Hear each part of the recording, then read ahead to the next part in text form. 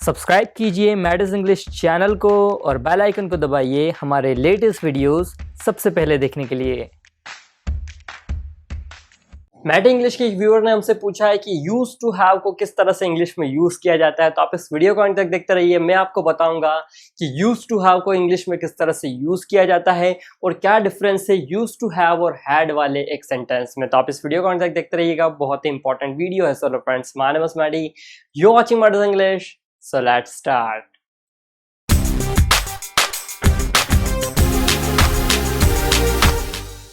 So friends, use to have का अगर basic meaning समझा जाए तो बड़ा ही सिंपल सा है। यूज टू हैव का बेसिक मीनिंग होता है कि आपके पास में पास्ट में कोई चीज हुआ करती थी या पास्ट में आपके पास कुछ हुआ करता था, उसे हम बताते हैं यूज टू हैव की हेल्प से। स्ट्रक्चर बड़ा ही सिंपल सा है और आपके स्क्रीन के सामने है।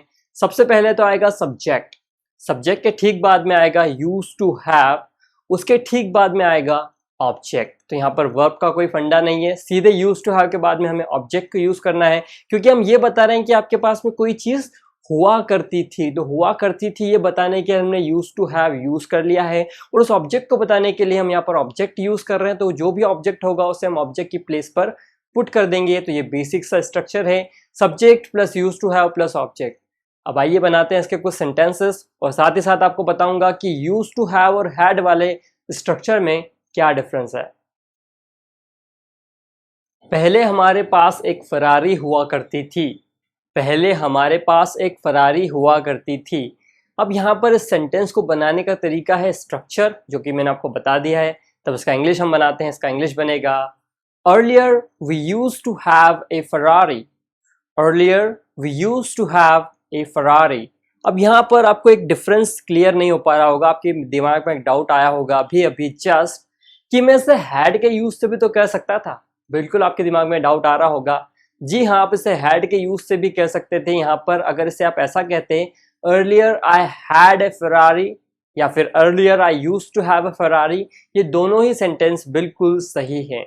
लेकिन यहाँ पर ध्यान रखने वाली बात क्या है, जिसमें लोग कंफ्यूज हो जाते हैं, वो ये है कि आई हैड अ फरारी का मतलब होता है कि किसी पॉइंट ऑफ टाइम में, मतलब आपके पास थोड़े समय के लिए वो अगर चीज थी तो हम कहेंगे आई हैड अ फरारी। मतलब थोड़े टाइम के लिए अगर आपके पास में वो चीज थी तो हम कहेंगे आई हैड अ फरारी, मतलब पॉइंट ऑफ टाइम के लिए हम हैड का यूज करेंगे।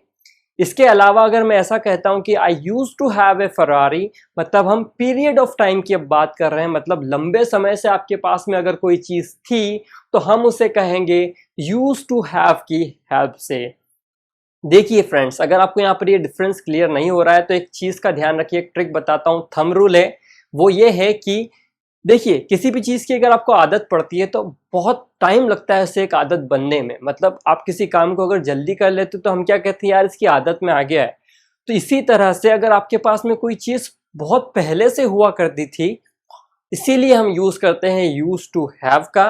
और अगर आपके पास में कोई चीज अभी थोड़े समय के लिए थी, इसलिए हम यूज करेंगे हैड का। तो दोनों ही तरह से सेंटेंस सही है, लेकिन अगर आपको पीरियड ऑफ टाइम मतलब लंबा समय बताना है तो आप यूज टू हैव का यूज कीजिएगा।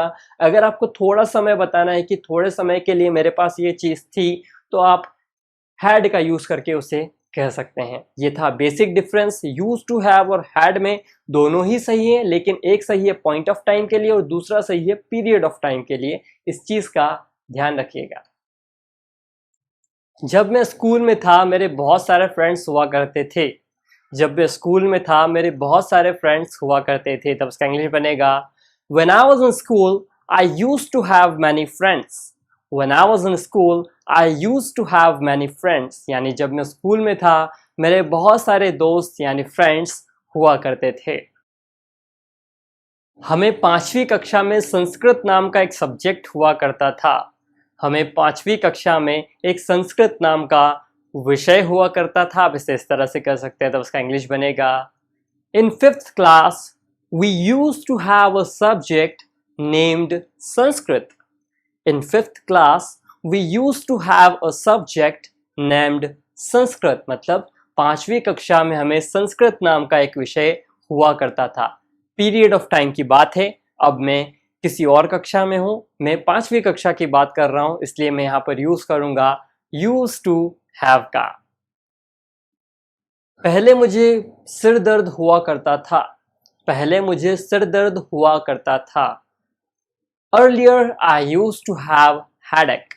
Earlier I used to have headache. अगर मैं इसे एज अ डिजीज कहता हूँ कि ये मुझे बहुत लंबे समय से था, तो मैं इसे यूज टू हैव की हेल्प से कहूँगा। अगर मैं ऐसा कहता हूँ कि मुझे बस यही कुछ 2-4 महीनों से या फिर मुझे थोड़े समय के लिए ये चीज़ थी, तो मैं कहूँगा आई had A headache. Earlier I had a headache. तो यहाँ पर आपको फिर से एक डाउट क्लियर हो चुका होगा, जो कि मैंने शुरुआत में आपको बताया था। Point of time and period of time. जब वह 17 साल की थी तो उसके बहुत लंबे बाल हुआ करते थे। जब वह 17 साल की थी तो उसके बहुत लंबे बाल हुआ करते थे। अब वो 34 साल की है। हम बात कर रहे हैं पीरियड ऑफ टाइम की, तब इसका इंग्लिश बनेगा When she was 17, she used to have long hair. When she was 17, she used to have a long hair. इस तरह से आपको यूज करना है used to have का इंग्लिश में। तो आपको अब क्लियर हो चुका होगा कि हुआ करता था, हुआ करती थी, इस सेंस में हमें यूज करना है used to have का। सो फ्रेंड्स, कैसी लगी वीडियो नीचे कमेंट बॉक्स में ज़रूर बताइएगा। इसी तरह से कमेंट्स करते रहिएगा। जिस तरह से ऑल इन वन ने यहाँ पर पूछा था कि यूज टू हैव का यूज़ बताइए, तो मैंने यहाँ पर वीडियो रेडी कर दिया। इसी तरह से आप इन वीडियोस को लॉन्ग टाइम देखेंगे। अगर मैं आपको कुछ ऐसा पढ़ा दूंगा जो थोड़ा टफ होगा, तो आप वीडियो छोड़कर जा सकते हैं। इसीलिए मैं सोच रहा हूँ कि आप कॉमेंट्स करते रहिए, ताकि आपके डाउट्स में क्लियर करता रहूँ और आपको यहाँ पर वीडियोज़ भी लॉन्ग टर्म मिलते रहें।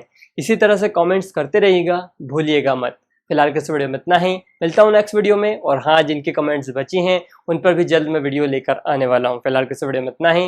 मिलता हूँ नेक्स्ट वीडियो में। तब तक के लिए गुड बाय।